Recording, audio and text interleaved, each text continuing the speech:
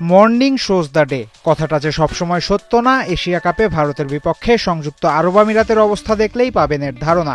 ভারতের বিপক্ষে টস হেরে আগে ব্যাট করতে নেমে ভালোই শুরু করেছিল স্বাগতিকরা। প্রথম 3 ওভারেই বিনা উইকেটে স্কোরবোর্ডে ওরা তোলে 26 রান, কিন্তু এরপরই হয় ভয়াবহ ছন্দপতন। ইনিংসের চতুর্থ ওভারে ইউএই ওপেনার আলিশান সারাফুকে বোল্ড করে প্রলয় নৃত্যের শুরু করেন জাসপ্রীত বুমরা। এরপর বিশ্বসেরা বোলারের দেখানো পথেই চলে অন্য ভারতীয় বোলাররা। 26 রানে 0 উইকেট থেকে চোখের পলকেই আরব আমিরাত পরিণত হয় 50 রানে 5 উইকেটের দলে। ইউএই টাইম আউটে গেছে 51 রানে 5 উইকেট নিয়ে। তখনও মনে হচ্ছিল অন্তত 100টা রান দলটা পেরোবে। কিন্তু ব্রেকের পরই ভেঙেছে ভুল ধারণা। আরব আমিরাত যত দ্রুত অল আউট হয়েছে, এত দ্রুত সময়ে হয়তো এক কাপ চাও বানানো যায় না।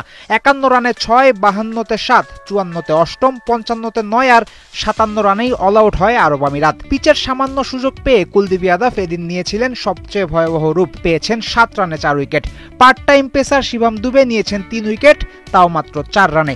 যেন দুবের রূপে গ্লেন ম্যাকগ্রা বোলিং করছেন। 58 রান করতে কয় বল সময় নেবে ভারত, সেটা নিয়েই যা একটু আগ্রহ প্রথম ইনিংস শেষে। রান তারায় প্রথম 2 বলে 10 রান নিয়ে অভিষেক শর্মা ইঙ্গিত দেন সবাই এদিন দ্রুতই বাড়ি ফিরবে। হয়তো সেই লক্ষ্যেই ঠান্ডা মাথার শুভমন গিলও দেদারসে ব্যাট চালিয়েছেন। দুজনে পাল্লা দিয়ে রান তুলে পঞ্চম ওভারেই শেষ করেন ম্যাচ। অবশ্য এরই মাঝে একটা সান্ত্বনা আরব আমিরাতের খেলোয়াড়রা পেয়েছে। অভিষেক শর্মাকে আউট করে 10 উইকেটের হারের লজ্জা দলটা এড়িয়েছে। তবুও 240 বলের ম্যাচ শেষ হয়েছে মাত্র 106 বলে। এমনিতেই সহজ গ্রুপ, তার উপর এমন ভূমিধস জয়। এশিয়া কাপের বর্তমান চ্যাম্পিয়নরা তো আকাশে উড়বেই।